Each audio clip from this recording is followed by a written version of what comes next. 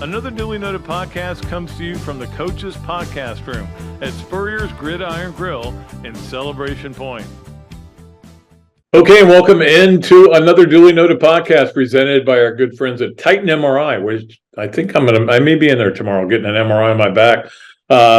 And of course, we're coming to you from the Meldon Law Dooley Dome Gator Studios today. We are usually home on Thursdays. We got a great guest. Chris Harry's going to join us. Nobody knows Gator basketball as well as he does. Obviously, he goes to all the games and all the practices, and we love talking to him about it. So we'll talk to him about where Florida is right now. And of course, they got a big game coming up Saturday, and we'll get to that at some point. We've got a lot of things to cover here. We got all of our contests going. And yeah, I think a week from today is when we're going to pull another winner. $25 at Leonardo's and a copy of my book. I'm going to throw in a copy of my book, signed or not signed, depends on whether you want it to add money or reduce money. That's the joke I always use. Maybe some of my jokes are getting stale. It's kind of funny to think about. This is what, 304 for us episodes, Zach? Or maybe 304? Yeah. And, we keep having we keep telling all these great stories, but I don't know, maybe I'm running out of them, but I still got a couple. So we'll just keep going as long as we've got them. And got a good one today, one I love telling. All right, let's get to our Process Service of Gainesville starting five. As always, it is brought to you by Process Service of Gainesville, the great Scott Hart, who does a tremendous job with them. And, we appreciate him, and we appreciate all he's done as a sponsor, and hopefully he continues, because we've got a lot of people that are really enjoying this podcast. So appreciate everybody who does it, and appreciate everybody who's a part of it. All right, let's get to number one on the Process Service of Gainesville starting five, and that is really the biggest story around here right now is the portal, the draft, It's about acquiring talent without losing too much talent. And one of the big stories that happened the other day was Princely Amani-Milayan. I'm never going to get the name right. But anyway, Princely, that guy, declared that he is going in the portal, which was a little bit stunning. And of course, at the end of it, he put GFL, Gator for Life, which, of course, well, if you're going in the portal, are you really a Gator for Life? And we talked about that a lot on radio. And then there was another text that came out that said, well, I'm going to wait and see who they hire as a defensive line coach before I make this decision. And that's what the NIL is supposed to be. That is what the portal is supposed to be. All these things are supposed to be, okay, where can I get the best deal and make sure that I'm the most comfortable? The players have a lot of power. They don't have all the power. They still can't decide who's playing in a game. The coaches still have to decide that. But the players have an amazing amount of power now, which is what the NCAA, and this is my feeling on it, allowed them to have all this amazing power. Now, many of us will sit here and go, you're getting free scholarship, you're getting free food, you're getting free clothes, you're getting all kinds of, you're getting free drinks and bars if you're a good player. You know that. We all know that. You've got a lot of things that are coming to you, and you've got NIL. But the bottom line is you also have the power. You can decide where you want to go, how long you want to stay there, where you want to go next. I know that they're quarterbacks in their seventh year, other players in their eighth year.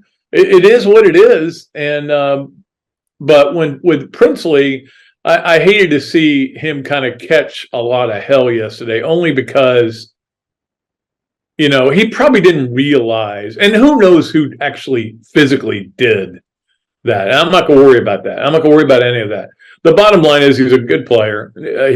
I wouldn't consider him an elite player, but I think the biggest fear Gator fans have is he does go somewhere else, a team that Florida does play down the road next year, and he does become an elite player. Yeah, I don't think he's there now, but the potential is there.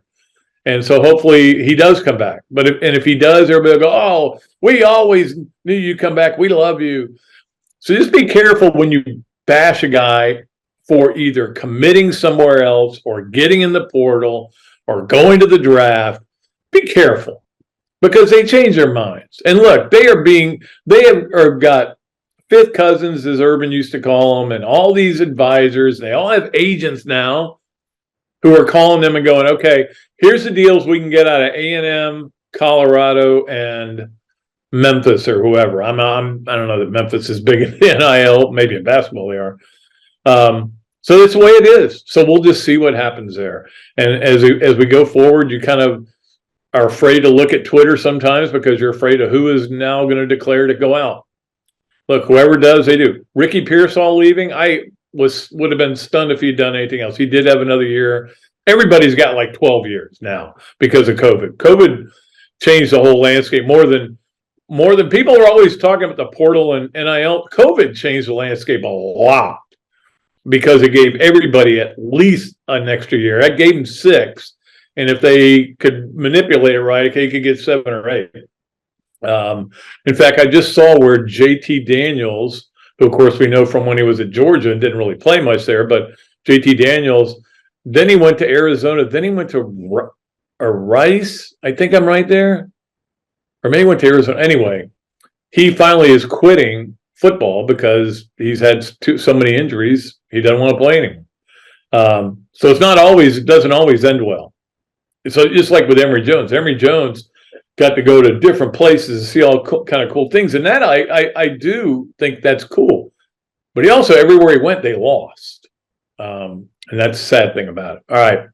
Number 2 on the process service of Gainesville starting 5. I told you this was going to happen on Monday. I think I did. I know I said it on radio, but I may have said it on here. I think I did. And that was that by Tuesday night, maybe Wednesday morning, nobody was going to be talking about who got in and who didn't get in on the college football playoff. They not nationally. Now, the local guys and the Big Ten Network and the SEC Network and the ACC Network, they keep talking about it because they're college football oriented. But people, the national shows, they've moved right on to the next thing. Okay, yeah. Oh, we're outraged. No, we're good now. Whatever. Those are the 4 teams you got to play. I did a thing for, and I wanted to bring this up. I did a thing for the Gator Nation newsletter, which I write for them a column every month, and I really like. They kind of give me a lot of freedom, and I can write. And I love any place I can write for where I get heavy editing. The Wall Street Journal was the one where it was too heavy, but other than that, I've gotten a lot of. I love heavy editing because you make mistakes. You don't put words the right way. That's why when I write a really good story, a story I really think's good, doesn't mean it is good. I think it's good. I will always have my wife look at it because she's one of the great editors of all time. But anyway, I'm getting off on a tangent here. But the story I wrote were 10 reasons, and it'll be out, I guess, in early January. But the 10 things that can get you through the offseason, and one of them was this fact. And think about it, because I think about it. Maybe I'm the only one who thinks about this kind of thing, but I am. All right, so now we know who the 4 teams are and that are going to be playing the playoffs, right? So only one of those 4 can possibly win the football and basketball playoff, because only one can win the football playoff, right? It doesn't matter which one it is. Out of those 4 teams that are in the football playoff, only one's ever won a basketball championship, and that was Michigan. They won it when they fired their coach because he wasn't going to coach. Wasn't he going to San Diego State or somewhere? He was going somewhere else. Oh, no, he was going to Arizona. That's where it was. Or maybe Arizona State. Bill Frieder. Anyway, they moved Steve Fisher into the job. They won the whole thing. That's the only one any of those 4 teams that are in the playoffs have won. So the chances are not great you're going to get a football champ and a basketball champ from the same school. And it means a lot to me because I still think one of the greatest achievement in the history of collegiate sports is Florida winning the football and basketball national championships and having both trophies.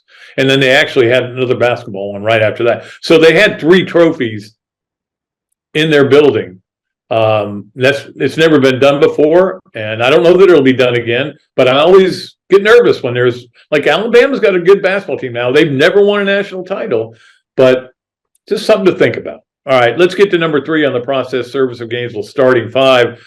And that is a story that really didn't get a lot of publicity this week, even on the college shows and the. We're going to talk about this on the tailgate today. I want to bring this up to Jeff. And that was a proposal by the new NCAA head, Charlie Baker, to kind of change the way they're doing a lot of things. Now, it's just a proposal, and they still got to vote on it. But one would be to split it off and make the haves and the have-nots. We're going to keep funding you, but we're going to try to break these conferences off into there's the elite, and then it's almost like relegation again. Also talking about players, every athlete in an NCAA school getting 30 grand. Now that would be the higher level schools. It would be the obvious ones, the Power Fives. I don't know if there's Power Four now. So if you got 30K, think about that. You will get 30K, even if you're, I mean, again, I'm not diminishing anything, but if you're a lacrosse player or a men's basketball player or the starting quarterback on the football team or a backup pinch runner in baseball, you're going to get 30 grand guaranteed if that rule goes through. And that would cost each school about $7.8 million a year. Now, everybody's paying way more than that. We all know that for NIL. But maybe we're moving towards a little bit of transparency. And that does get me excited because, look, I think one of the solutions to the problem, if it is a problem, I mean, I know there's a lot of people that go, what problem are you talking about? I got no problem. My son just got $500,000 to go to the University of Florida and play football for him. What is there a problem? Okay, but the perceived problem anyway. One of the answers, I think, is transparency. When we know what we're dealing with, we've got this idiot who calls our radio show every day, almost every day. And he's been harping on what is Lagway getting. I don't know what he's getting. If I knew, I'd tell you. But there is no transparency. Well, we know what this guy's getting. Well, you're reading the internet. That's what you're doing. That you don't know if you really know what he's getting. Transparency would be a very, very big key. So we'll see where this goes. Does it become a big deal? It'll take a while, a couple of years before anything like this would probably go through. Let's get to number 4 on our process service of Gainesville starting 5. And of course, Florida basketball played Wednesday night. Last night, and got the win. I watched it was 2 nights ago, right? Yeah, 2 nights ago. I'm sorry, Tuesday night. So I watched the second half because I was at the quarterback club, and watched the second half. And then again, they were down 1. I'm like, oh, what in the world? And of course, they blew them out in the second half against Merrimack, not the Monitor, but Merrimack. And they got a game Saturday. Down in Sunrise against Richmond. Richmond's not real good. They're 5-4 so far this year. They lost their last game by a lot to Northern Iowa, but Northern Iowa's got a really good team. That's a team that'll probably be in the NCAA tournament. So don't worry too much about that. The bottom line is Florida is going to have to play better than they've been playing, defensively especially. You can look at the stats and look at the shooting for Merrimack in this game and go, well, maybe Florida's figured out things defensively. No, they gave them a lot of wide open threes to the point where they just were going, go ahead and shoot them because you can't make them. And they did. They were terrible on 3-point shooters, and they took a ton of them. I don't have the stats right in front of me, but they took a lot because I watched the game. But we'll see. I mean, look, there are a few more opportunities left for Florida. You certainly can't lose to a team like Richmond. It is a neutral site game, though, and this is something Todd Golden really believes in neutral site games. The analytics tell him neutral site's better than home games. And the more you play those, the more your net ranking goes up and the better your stats are going to be in terms of your power ranking. So he believes in them. So unfortunately, this means you don't get to see the Gators very often. You can get to see them against Merrimack. Obviously got to see him against FSU, which was certainly a great win for Florida and is getting better. But but we'll see what happens going forward. And finally, let's get to number 5 on our process service of Gainesville starting 5. Brought to you by Scott Hart and the people at Process Service of Gainesville. And that is that a lot of activity in Major League Baseball, hot stove league, they like to call. What? I know where that nickname came from, but I can't remember what it is. It has something to do with a hot stove, obviously. But the big story, Juan Soto getting picked up by the Yankees, or not picked up, but dealt for by the Yankees. Yankees gave up 5 really good prospects. People are saying the Padres won this trade. Well, you won't know that for a long time, but Juan Soto's a really good player. But great players go to the Yankees all the time. What happens? They don't do good, or either they do good and the team doesn't do good. So we'll see where that goes. I'm not worried about the Yankees. Okay, they can get everybody they want. They'll still somehow screw it up. There've been a lot of other moves. The Ohtani thing, it's supposed to be a couple of days away where he's going to go. I don't think, certainly not going to be Atlanta. I would be stunned if it was, and I would be happy. Did pick up this guy, and again, Jared Kalenic. I have no idea. I've talked to Jeff about him, and Jeff knows all about him. And he said, "Man, it's a great pickup. The Braves got him. I think he'll be the left fielder next year. Good. Hopefully it works out." But I'm not a big enough baseball fan to know the minor league systems or players that are not really popular. I just kind of let it all happen. And then when they're starting to play the games, they go, let me check on his stats and what he did in his last place. Oh, yeah, this will all come up in about May. Excuse me, right around May. Anyway. All right, that's going to do it for our process service of Gainesville starting 5. Appreciate all you for listening. We'll take a break. Come back with Chris Harry from FloridaGators.com. We'll talk to him about this Gator basketball team. Also play Yes, No, Where, Maybe with him. And then we'll get to all our other stuff. Hesser and Kipke, Leonardo's, Adam's Ribco to go. Swamp games of the weekend are great picks. We're going to continue to do them.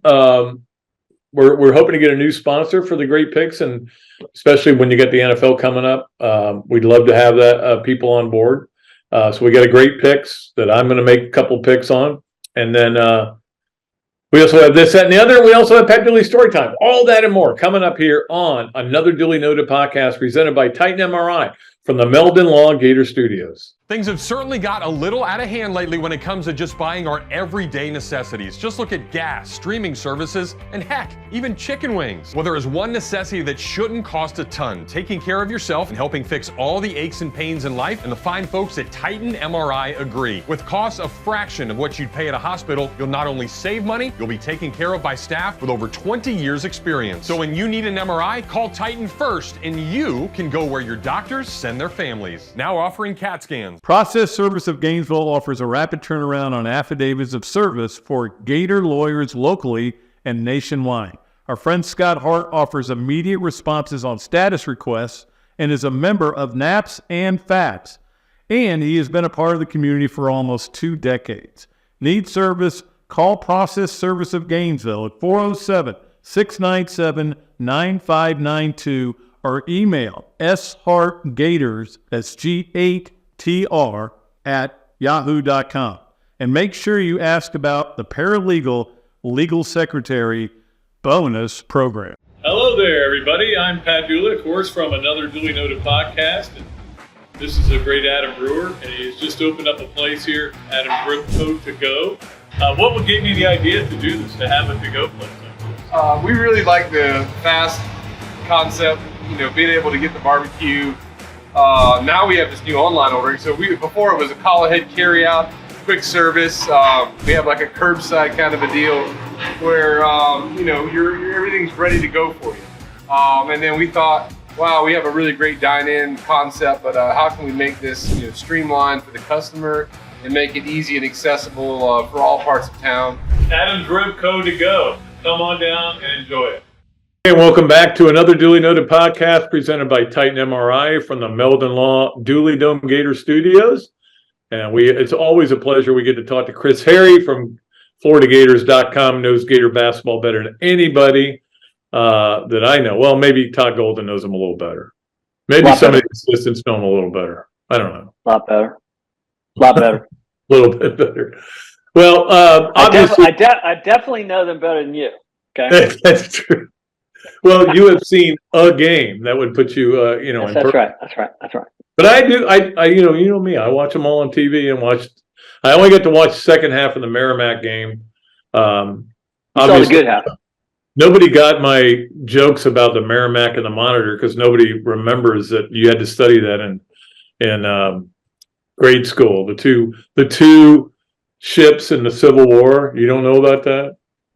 The Merrimack and the Monitor. One of them sank because it was too big. It was too iron plated. I have some Civil War history tucked away from growing up in Virginia, but I do not remember the Merrimack and the Marigold.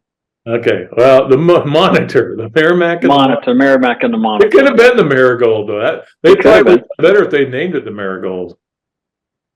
So so Merrimack College is named after a sinking ship. Is that what you're saying? Maybe. I did not look that up, though. Okay. What I did look up was that they play a funky zone, and it did give Florida trouble for a half. It did. It did. Yeah, and it's funny because I asked some guys yesterday, the day after the game, how many zone possessions had they faced this year in any of the previous 8 games or 7 games, excuse me. And the answer was like 3, believe it or not. Someone might have rolled because none of those other teams are playing. And this guy just plays zone and sticks to his principal. Joe Gallo, the coach at Merrimack.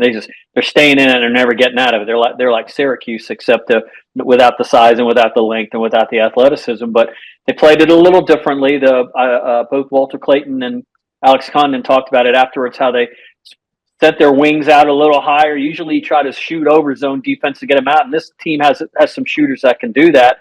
But the way they play, they don't allow that. And their center was playing a little higher and forcing the Gator center to catch the ball maybe a little higher in the post than he would have liked. And next thing you see, Tyree Sanders try to dribble, against the zone. And that's what you're supposed to pass against the zone.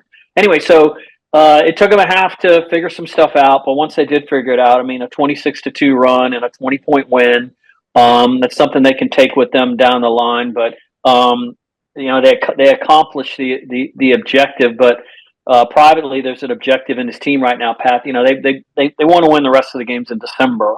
Last year, if you recall, they were 7-5 going into the SEC, and there wasn't a lot to be optimistic about. And it wasn't a great win. What's that? There wasn't a great win of those 7. The best one was the Florida State win on the road, where they came back from 19 against a Florida State team that ultimately was the worst Florida State team in that program's history.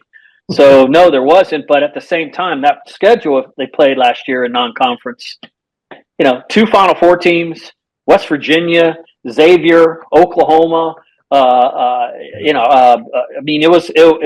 It was a bear. So this schedule is not like that, but they got business to take care of. I mean, the Wake Forest game still kind of stings a little bit. It's a game they believe they should have won. They kind of didn't finish. They didn't finish. They didn't finish the game on the road against an opponent that was that was ready to play that night. Florida not so much, just like they weren't the other day in the first half. So see if that can kind of market correct itself as it is in the locker room.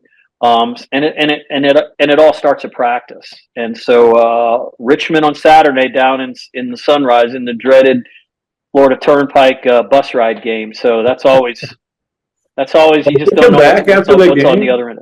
What's that? They come back after the game on a bus. Of course. Yeah. I'm just glad that it's an afternoon game. They used to play the game like at 7:00, and then you're driving back, through Orlando, and you're getting back at 2 a.m, and it's usually gloomy here or whatever. But it's a long ass bus ride, especially after you lose. Now the Gators are 18-4 in the Orange Bowl Classic. But they did lose there in 2019 most recently against Utah State. So there's your Orange Bowl Classic trivia. It's interesting that this team so far has already played 4 ACC teams, split with them, which I think was the minimum they could do. If they did worse, I agree. Yeah, I think splitting with them is not going to hurt them, but it's not going to really help them that much. We'll see again what FSU ends up doing. I mean, they had a huge win right after that, beating Colorado, a ranked Colorado team in overtime. Had a tough loss the other night, so to Mike White. Tough loss. They were up 16 points with less than 10 minutes to go, and I think it was 9 with less than 3 minutes to go. It was an awful loss. Yeah. And I think Florida would have. I think the Virginia game. They obviously had their chance at the end, but that's a game they didn't have Zion Poland in the game. Wake Forest is a game when you play a team like they sure could have used Micah Handlockton. And when you look at it, just one game so far this season that Florida has had all his bullets, and that was the Florida State game where they looked spectacular with the 30-point lead in the first half, and then 49 seconds into the next game, the Pitt game up in Brooklyn, they lose Handlockton. And they just gotten Zion Poland back, so they haven't had that continuity and been able to develop a rotation that the coaching staff and the players can get comfortable with yet. And they tried to stick Micah in the other day, and Todd didn't like how it looked. He was supposed to get 4 minutes in each half. He didn't even use him in the second half because they were playing so well. He didn't want to chance it. So I think he's going to play a lot more in this Richmond game. They got a 7-foot center that they'll want him to match up with. So it's just an ankle, right? Just a high ankle sprain. It was a bone bruise. And it was bothering him. And they thought it was just an ankle, but the MRI came back a little more serious than they thought. So, and it was causing him a lot of discomfort. The other night wasn't discomfort that kept him off the court. It was more a matter of, you don't look right now, and we're playing bad. And then when they were going to put him in the second half, I don't care if you look right or not. We're playing good. So they had a good rotation going at the time. Yeah, and look, I mean, all we've seen is a small sample size, but it's been great, so far. So I'm hoping he can come back and do well. But it'll be interesting to see how Florida does, as you said, in the non-cons going forward, because again, last year that was a big part of their big problem. And that is the thing, I'm sitting there watching South Carolina, Clemson. I'm watching all these other games in the last few days, and you're just going, man, the SEC just not getting it done. And it's the same problem they've had the last couple of years, really, where they just it's not that they didn't have teams that were worthy of making the tournament, but they would just find ways to. They'd lose too many non-conference games, and so it hurt their net ranking. So we'll see where it goes forward. Well, what I'm kind of looking at now is it doesn't look like the top, what we would consider the front runners in the SEC, or maybe it's quite as good as they've been the last couple years. But it looks like the bottom of the league of what we're accustomed to the last couple of years looks a lot better. I mean, Ole Miss hasn't lost yet. They're 8-0. South Carolina did take Clemson. They were winning that game most of the game down in Clemson. They had a couple of good. Missouri, I think, went to Pitt and destroyed Pitt. So I mean, we'll see how that all works out. I mean, A&M's going to be good. I just, I'm like Georgia and LSU both beat Wake Forest, and then Florida goes and does that against Wake Forest. So it'll play out. Tennessee's lost 3 games. I think they've all been against good teams. I don't think they have a bad loss on them. But like I said, it'll play out. But Florida needs to take care of. They have private goal win the rest of their games. They only play one team. As of yesterday, they had one game against a net top 100 team. But that flip-flop, I think Richmond fell out of the top 100. Michigan crept back into the 100. Michigan's not having a very good season right now. But what Florida needs to worry about is going down to Sunrise and beat Richmond, because Richmond's certainly capable of beat if they go down there and not focused and play like they did in the first step. They're a really good offensive team, can shoot the ball. Florida's proven it's not very good guarding the 3-point line right now, so that's a game that could be problematic for them. Well, and again, obviously, when you score 91 against Baylor, you're thinking, well, that should win, first of all. But this is a pretty good offensive team, and I mean, I've loved Walter Clayton so far. The thing I like about Walter Clayton is he makes hard shots, and I don't know. I'm not saying Florida doesn't usually have those kind of guys, but he's the first one in a while that makes those really shots. When he lets them go, you go, went in. No, I've described him as a shot maker. That's exactly what he is, and you know, you need those guys. I mean, I would describe Riley Kugel as a shot maker too. Those two guys are a little different in terms of how they play. Walter Clayton plays with his hair on fire most of the time. Riley Kugel is a little more like a, kind of, sometimes it almost looks too cavalier. I think if you saw in the game, in the game the other night, Florida just taken a lead and Merrimack shifted into his own press, and he's dribbling ball on the side. He kind of flips this ball. The guy intercepts and goes in for a layup. All of a sudden they're losing again. And Todd's like, so there's some discussion going on in practice right now about engagement all the time from all players. And Riley Kugel is too good of a player for that. He's the most talented player on the team, but the best athlete on the team. If you ask me right now, I say Walter Clayton is the best player on the team as of right now. But they got other parts that they're starting to figure out. I mean, anybody who can't see what they have in Alex Condon and Thomas Hawk as two freshmen, that again, nobody would have seen that coming unless you were at practice like I was all summer. These people go, who the hell are these guys bouncing all around and doing all this stuff? And man, if these guys are going to be here for a few years, that's a hell of a foundation of which to build on, especially if you roll in Micah Handlockton into that group also. So it's funny. I had a talk with Todd today, and we talked about the process. And most Gator fans, Pat, and you know this, they still think this is Billy Donovan era basketball, and it's just not. And it's not. You can say it's not even Mike White basketball right now. This team's been in NIT 2 years in a row under two different coaches, both with utter rebuilds both years. So this is definitely the best team they've had in say probably since 2020. That 2020 team lost 12 games. So we can talk about what happened there. That's a totally different subject. This team's still trying to figure some things out about how it's going to play together, and the rotation and personnel wise, how they fit with each other. So that's going to be an ongoing process. And Billy Donovan, you say, I like the process better than the games, Christopher. And if more coaches were like that, more players were like that, you'd see a lot better basketball from January to February and into March. And that's the goal of every coach, to try to get his players to embrace the process, because the college basketball season, that's exactly what it is. It's not like NBA, everybody's, these guys are good when they get there. Yeah. NBA, they're growing and figuring things out along the way, especially with 9 new players.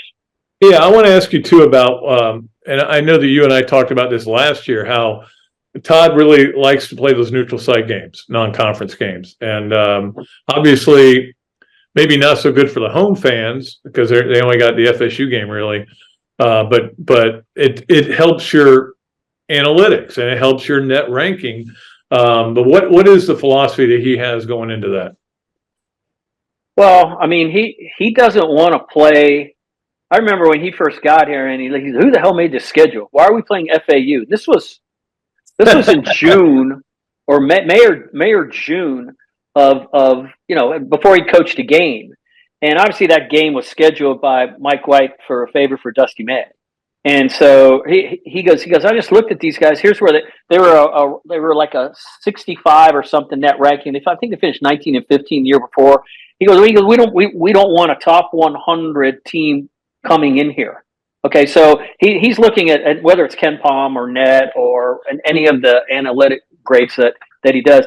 They want a winnable game coming in here, unless it's, you got the Florida State home game. Next year, you're going to have the ACC, SEC Challenge will be a home game. So they'll have those. But he got here and he goes, he goes, we're playing FAU at home and UConn?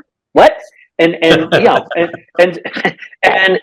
fans, they love those games. They were supposed to play Oklahoma at home last year too. Yeah, and they begged out of that game. That game won't be returned because obviously Oklahoma's coming in the league next year. But the road trip, they have a brackets of numbers where they'll play, where they like to. I think this team will be around this number in the net. We'll play them at a neutral site, and we'll get this amount of points out of it. Versus if it's a home game, you're not getting nearly as many now. This Richmond game as a neutral site will be a quad 2. The Pittsburgh game is actually a quad 1 game now after what Pittsburgh did. They beat the hell out of somebody the other night. He did beat somebody the other day. Was it Rutgers? Yeah, I think it was Rutgers. No, West Virginia. They beat West Virginia handily. Yes, yeah. And when they play East Carolina and Lakeland next week, I think East Carolina is floating around the 110 or 120. So we'll see what happens, through the weekend. But those are games that you hope. I like those games. I like the games that you play in Tampa and Orlando and Jacksonville that give Gator fans outside of the city a chance to go and root for a team. But I wish those fans would do their part and come out and actually watch it. But maybe in Lakeland they will, because that's right in Walter Clayton's backyard, and it is, I would imagine a lot of people want to come and see that game. All right, we before we let you go, we got to play Yes, No, Or Maybe with you, Chris Harry, and it's brought to you by Big Mills Cheesesteaks. Street dining done the right way. This isn't like Kill, Marry, or what the other one is. No, it's not. We're not going to. Although I guess we're not governed by any rules. We can do anything we want here. But if you go to Big Mills Cheesesteak and tell them that you watched or listened to another Duly Noted podcast, free fries with your order. It's a great deal. All right, so what's this game again? It's yes, no way, or maybe. You got to answer. Can I answer anyone to anyone, or I have to attach one? You have 3 questions. You answer whatever you want to answer. Okay, I can say maybe to all 3. Yeah, you could. Yeah. Well, there's 2 slots for that, and I happen to agree with both. There's 2 ways to look at it. That's right. You can look at this way or that way. Okay. All right, number 1. Yes, or maybe. Yes, no way or maybe a Pac-12 quarterback wins the Heisman Trophy. Pac-12 quarterback wins the Heisman Trophy. Maybe. Yeah, no, I'm changing. No. You're going no way. I'll say no. I mean, I think Michael Penix certainly deserves to be in the conversation there, but no, I wouldn't say that. So you think Jaden Daniels will win? I mean, you guys, which quarterback is the best? It's my husband. I'm so down on the Heisman Trophy. I mean, one day people are going to realize that just call it the quarterback running back trophy. Don't call it the best college player in the country, because sometimes the best college player isn't a quarterback. I totally agree with you. Okay. Maybe you don't know who I voted for. Maybe I voted for somebody. Maybe I voted for Noah Brandeis again. You never know. Maybe you did. I don't know. But Trevor Etienne is who you voted for. Yeah, Trevor. That's right. No, I voted for Kingsley Aguaquan. Kingsley Aguaquan. It took me 4 years I actually sat with him for lunch one time, and one more time, Aguaquan. Okay. I think I finally got it right. Good luck to him. He's a good kid. He is. Good luck to him in the draft too, as well. All right. Second on yes, no way, or maybe Ron Rivera is a Commanders coach next year. No. What? No. Is there no way? Is that no way? Is that one of them? Yes. No. My coach, no way. Come on, man. I'm surprised he's coach now. It's been a struggle, man. 27 starting quarterbacks since winning the Super Bowl. Yeah, that's a struggle. Those of you who don't know, Chris is a big Washington Commanders fan. Washington professional sports fan. Okay. That. So I grew up going to Washington football games. My first pro football game I saw, Vince Lombardi was the coach of the Redskins. So no. There's 0%. I mean, I think the owner did the right thing. They switched ownership obviously during training camp. It would have been. I don't think it would have been the right thing to do for that current staff to make the move. Then I'm sure there's fans who say, "Bomb!" and no, you can't. I don't want to do that. Right. And hire who? Yeah. Shula, he's dead. No, you can't. Belichick. Yeah. So, they fired Jack Del Rio. They fired the secondary coach. I mean, they're going to fire a lot of people once the season's over. I used to say it didn't matter who the coach of the Washington football team was going to be, because Dan Snyder turned Steve Spurrier, Hall of Famer, Joe Gibbs, Hall of Famer, Mike Shanahan, Hall of Famer, into losing coaches. I'm not going to say that now because obviously Dan Snyder's been exiled across the pond. So, we'll see who the new coach is, but it's definitely not going to be Ron Rivera. All right, finally on Yes, Nowhere, Maybe, number 3, Shaka Smart is the best or most successful assistant coach who's ever come through Florida. No. What are my options again? Maybe, no, Yes, and no way, or maybe. I guess I have to say maybe. But I mean, he certainly had some rough edges since he left. Yeah. I'll go on record. But I mean, I think I brought it up because I saw that win last night, and again, he's getting it done. He won his league last year. Yeah. Yeah. So I mean, it didn't work out very well for him at Texas. I may be biased here, but I believe the best coach from the Billy Donovan coaching tree is Mark Dagnall. He's now the coach of the Oklahoma City Thunder. We saw it, what he was. He helped coach the defense, advise the defense, I guess is a better way to say it, when he was here for that 2014 team. You just saw what this guy was, what he could be. He was hired as a G League coach, I think at the age of 28 or 29, by Sam Presti. And, they've been bad the last couple of years, but, they've been trying to be bad. And now they're not trying to be bad anymore. And he has a pretty good team. I think they're about 10 games over 500. He loves coaching in the NBA. And I think the world of that guy. Now, I wasn't here when Shaka was here. I missed that. I was doing the NFL at that time. He was only here. By all accounts. And I tell you, Mark used to just love Shaka Smart. They had some. Mark is this very cerebral guy, and I know Shaka was too, very worldly and very well read. And yeah, he used to tell me stories about that guy. So maybe you put a tie on those two guys, but right now, I mean, that Billy Donovan staff in 2014 had 2 future NBA coaches on it. If you count Billy and you count Mark Dagnall. So again, I said I'm a little biased, but keep an eye on that guy because I think people are going to have a little more knowledge about him years from now. All right, that is Yes, Nowhere, Maybe, brought to you by Big Mills Cheesesteak, and that is Chris Harry coming to you on the Big Mills Cheesesteak Zoom line.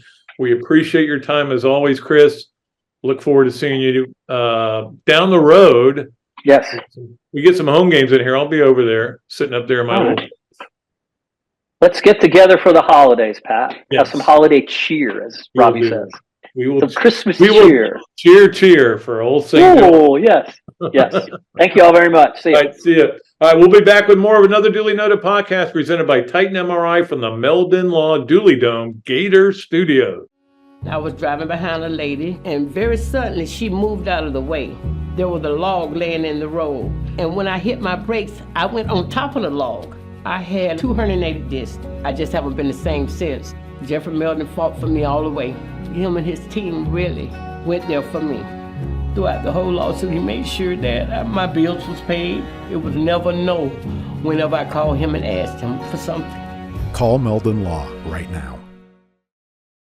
Great food, great atmosphere, a diverse menu, everything made from scratch, plenty of space, and locally owned. These are all the characteristics of a great restaurant, and you can find each and every one of them right here in Gainesville at Ballyhoo Grill. Ballyhoo Grill prepares all of their food fresh every day, from their salad dressing to their award-winning soups. Bring your family and enjoy dinner under the Tim Trebo Tiki Hut while listening to live music. Or if you're running low on time to eat out, they also deliver through Uber Eats, Bite Squad, and Postmates. A Gainesville staple that's been open for over 30 years. Check out Ballyhoo Grill on Facebook or at ballyhoogrill.com. Another duly noted podcast comes to you from the Coaches Podcast Room at Spurrier's Gridiron Grill and Celebration Point. You can watch and listen to us on Facebook and YouTube for every podcast that we do on Mondays and Fridays at 2 o'clock.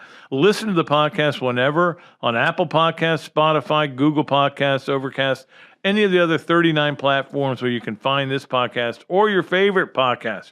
Remember to like, follow, and subscribe. If you have any questions or comments, leave them in the comments section below or call me if you want to do some advertising at 352-317-3444.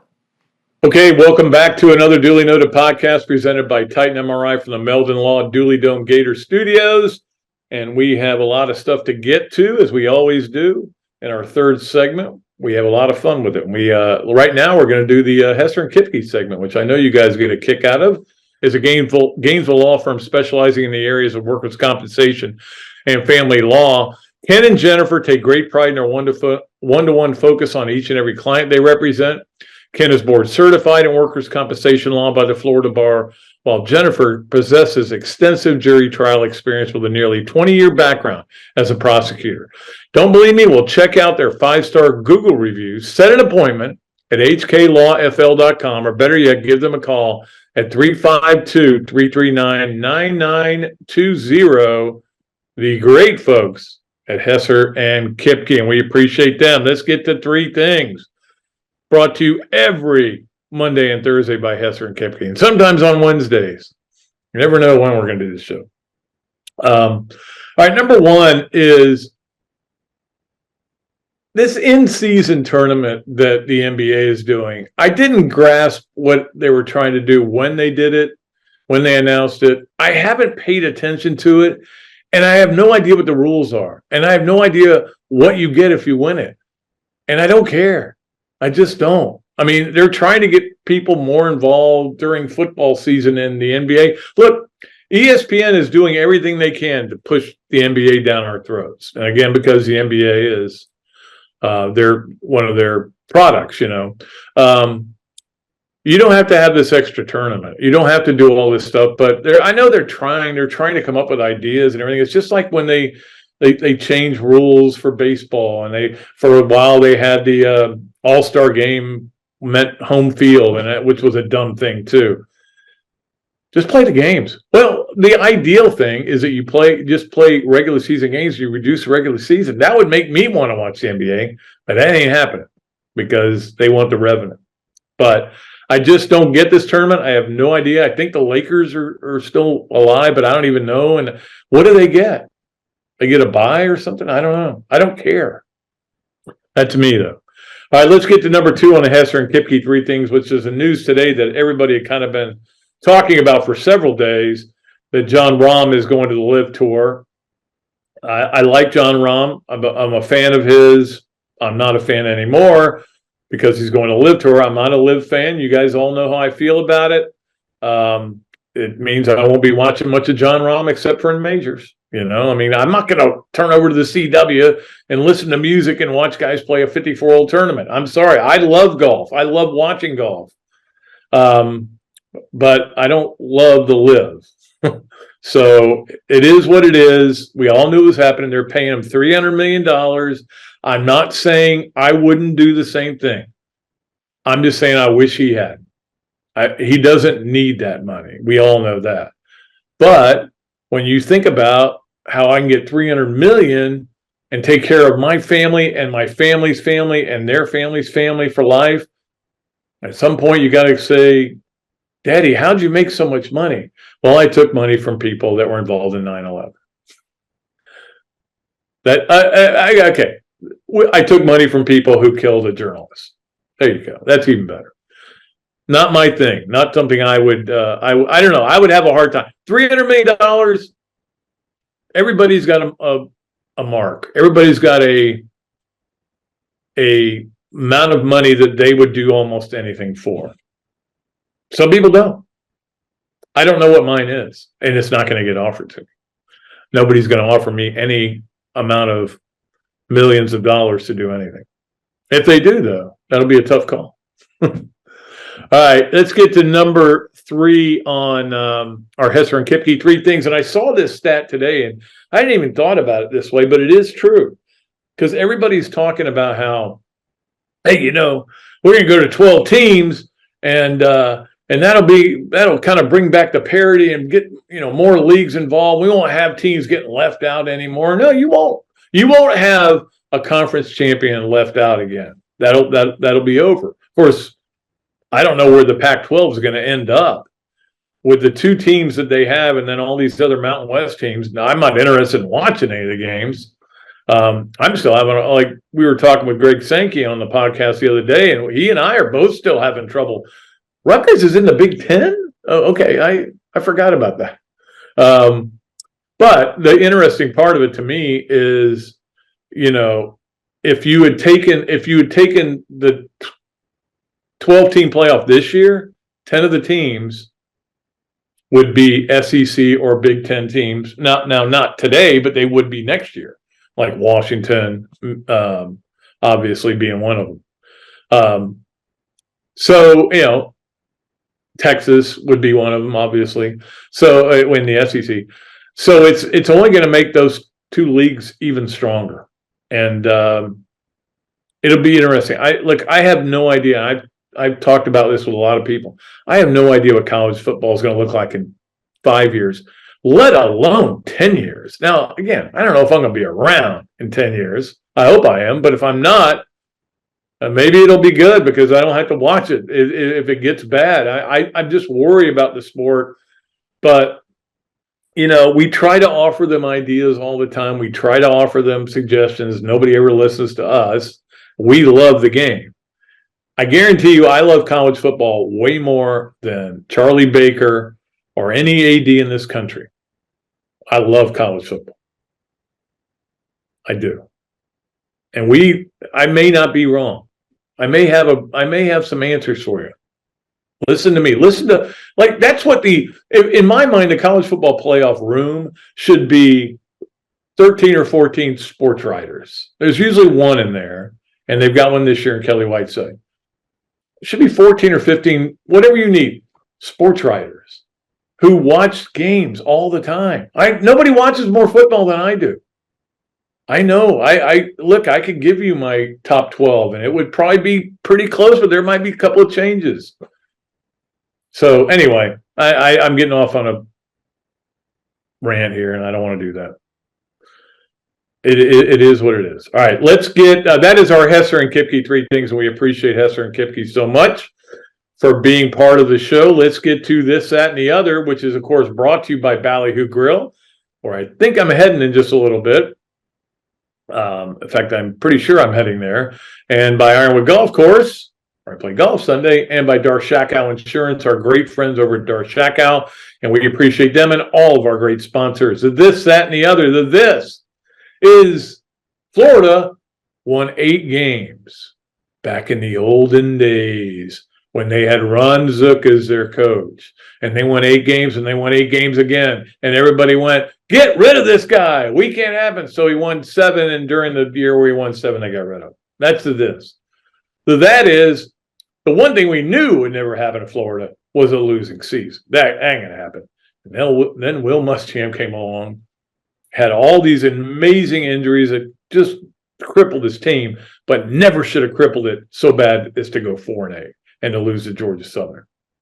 I did a thing for Gators Wire on how people have asked me if this is a low point or is, question whether this is a low point in Florida football. I'm like, not even close. Georgia Southern was one of the 12 that I came up with, believe me. That was a low night. But just the fact that they went 4-8 that year. You didn't think that would ever happen in Florida again. You thought Spurrier had cured that ill, and if he didn't cure it, then Urban Meyer came along and made sure it was completely gone. Well, the truth is, Spurrier did cure it, but there was part of and I hate to use this analogy. It's not a great analogy, but when I had prostate cancer, and they did a test on me after I had it totally removed, everything removed. And they said, there's a little tiny microscopic spot. I'm not crying. I'm just rubbing my eye hurts. So there's a little tiny spot. So they had to do radiation for 6 weeks. Had radiation, I think, twice a week. Anyway, and they got rid of it. So that's kind of what's going on here, is that we thought that the Muschamp year would be the one cancerous year. Yeah, it's not a good analogy, but there's a spot left, and they got to get radiation to get it out of there. But that's a terrible analogy. It's like the worst analogy ever. It's cancer, okay? Anyway, I'm doing okay. But Florida football needs to get better. There's no doubt about it. But it is amazing because the other is Florida's had 5 losing seasons in the last 11 years. I didn't think they'd have 1 in 11 years.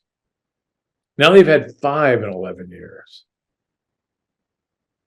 It's stunning to think about. And when I talk to other people, like especially former players, they're mad, they're angry, and they don't understand how this could happen to the school they helped found. This is what back when you were a Gator for life. Guys like Shannon Snell, guys like Max Starks, guys like Danny Werfel, Tim Tebow. These guys were all Gators for life. You go to another school and play for them, you're not a Gator for life.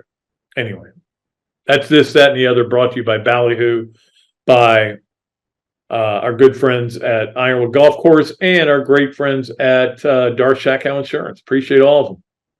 Let's go to our Leonardo's at Millhopper Quick Picks. Like we said, a week from today, we will make a poll for a winner, and they will win $25 at Leonardo's and a copy of my book, signed if you want it signed, not signed if you prefer that.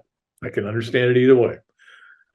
Pretty easy one this week, too. Not hard to qualify. You just got to get it right. Army, Navy. I think the spread's 2.5. I'm not even going to give you the spread. You just pick Army, Navy. You know Army, Navy. You can throw the record books out when Army and Navy play. And this year, they probably would like to see that happen. But it's very simple for Leonardo's at Millhopper Quick Picks. By the way, man, he brought pizza in on Tuesday. Yeah, Tuesday to our radio show, but he brought the chicken parm for me because he knows that's my thing. And I was getting ready to go eat steak at the Gainesville Quarterback Club, but I had to still eat half of that. I had to. It's just too good. It's irresistible. Anyway, I highly recommend you go there and try that. That is our Leonardo's at Millhopper Quick Picks. Let's get to our Adams Ripco to go Gator of the Week, and I'm going to make it a double whammy here a little bit, because the one I was going to make our Gator of the week was Evan McPherson when he kicked the game-winning field goal, and of course he had made another big one earlier in the game, kicked the game-winning field goal in overtime to beat the Jaguars. And I said, well, I know who my Gator of the week is, and he is a Gator of the week, and he's been it before. But I did want to include all the Gators athletes because they had the best graduation rate they've ever had in the history of Florida, but in the history of the NCAA. Florida's graduation rate is 95%. Now, that says a whole lot. And I know that there are a lot of people out there who go, I don't care about that. I want to know if you're going to win football games. Well, as we all know, you can do both. Both things are possible. You can have a lot of kids who are serious about school, and you can push them, and with all the tutoring, even the ones who aren't that serious about it are kind of getting made to do it. In fact, I know for a fact one of the reasons some of the players have left here is because they have to go to class and they don't like it, and they don't like getting followed to class. Think about that. They'd be thicker on the offensive line if they didn't do that. But I do want to give them credit. 95% graduation rate is amazing. Amazing. So good for all the people that contributed to that. So they are Gators of the week. Let's get to our great picks. And we appreciate, again, the Gainesville Quarterback Club for being a sponsor all football season. It is open, though, if you want to get involved in it because we're going to continue to do picks right through the NFL, right through some basketball, right through the tournament and stuff like that. So if you want to get involved in it, all you have to do is give us a call. You know how to get a hold of us. It's not hard. It is funny how sometimes we'll bring that up. We'll say, hey, we could use some more sponsors for this because we want this sponsor doing this and that. And people all usually respond, and it's been so great. So give me a call. All right, so here's our great picks for today. I'm taking Navy and the 2.5 points. They're getting 2.5. I'm taking Navy. I'm not saying I know what I'm talking about, but I'm taking Navy.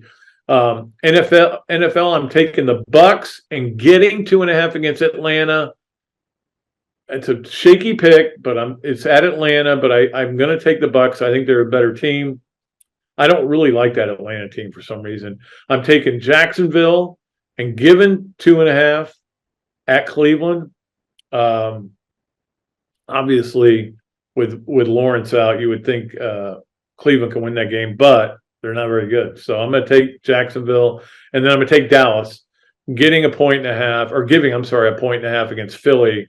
Game's in Dallas. That's why I'm going to take Dallas. Philly seems to be struggling a little bit. Dallas seems to be peak. The problem is you peak in game 14, you may not be ready when it comes to game 18, which would be a playoff. So we'll see how that goes. Those are our great picks. Again, looking for a sponsor for that. If you want to get involved, just give us a ring. That was a Paul McCartney song. This is my number. Give me a ring. Yeah. That was off one of those bad, like Back to the Egg or something.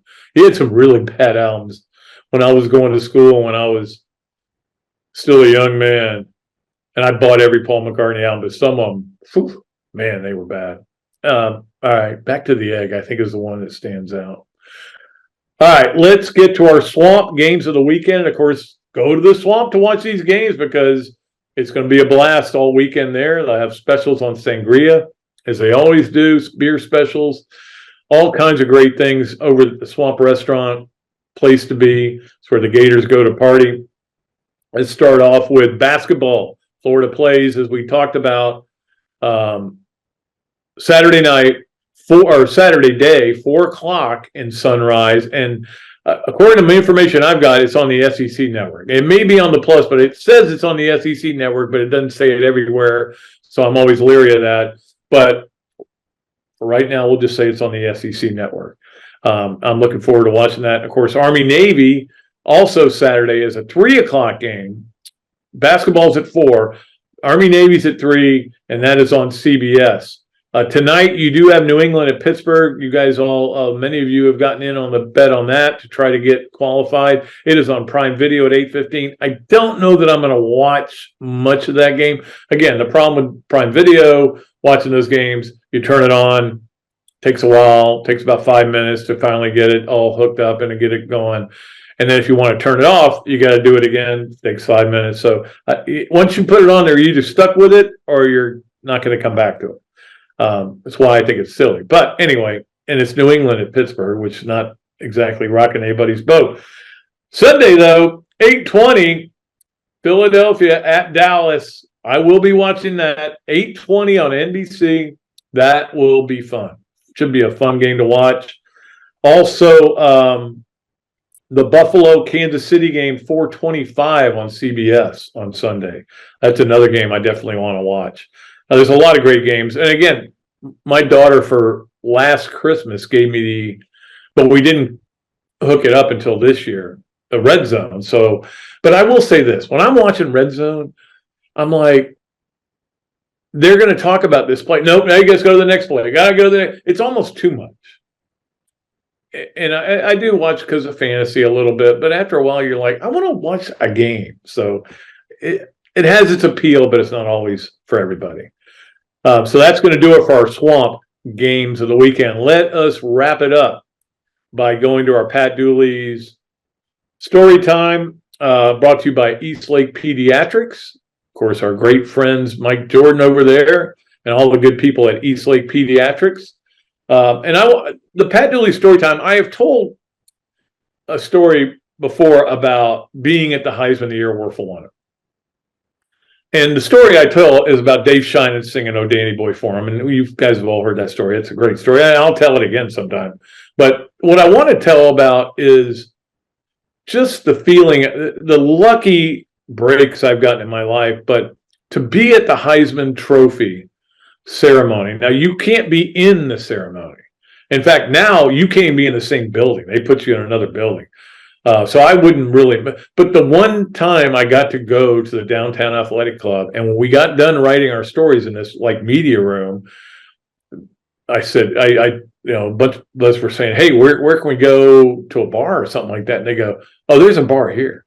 Really? Yeah. Go down to the second floor, walk out, walk to the bar, walk into the bar. It's this beautiful, mahogany chairs. And I mean, everything about it was really cool. And I just remember walking in going, oh, this is the coolest thing in the world. And we go up to the bartenders there, and I think we all ordered Heinekens. Me and Robbie, Chris Harry. I think Chris Harry was there. Ron Kaspersky, maybe. Anyway, a bunch of us, we all ordered Heinekens. Hey, let's celebrate Danny Werfel's Heisman. And we said, all right, so what do we owe you? And the guy said, oh, you don't owe us anything. You're on the house tonight. This is a good day. This day just got better. So we sat there and drank Heineken's all night.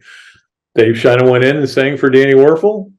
And Danny still had the best line I've ever heard. When he got done, Danny looked at me and said, I knew one of you guys had some talent. And he was right. That was the only one, Dave Shiner. Great guy, too. I love Dave. I love Danny Werfel, too.